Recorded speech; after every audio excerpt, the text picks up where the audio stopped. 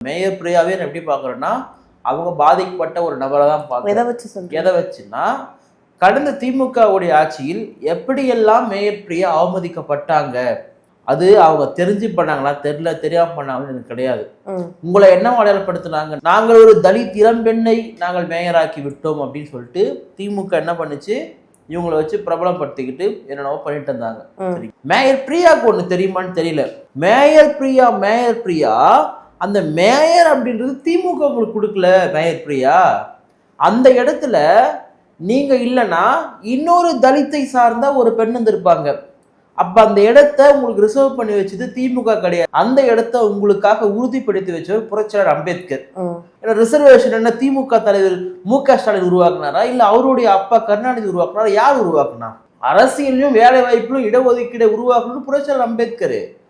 அப்போ அது உங்களுக்கு தெரியுமா தெரியலையான்னு தெரியல. நான் இத்தனைக்கும் உங்களுக்கு குற்றச்சாட்டை விரும்பல. நான் அவங்களுக்கு தெரியல அவங்களுக்கு. ஆனா அதெல்லாம் உங்களுக்கு தெரியல, இந்த புரோட்டோகால் மட்டும் எங்கிருந்து வருதுன்னு தெரியுதுன்னு தெரியல எனக்கு.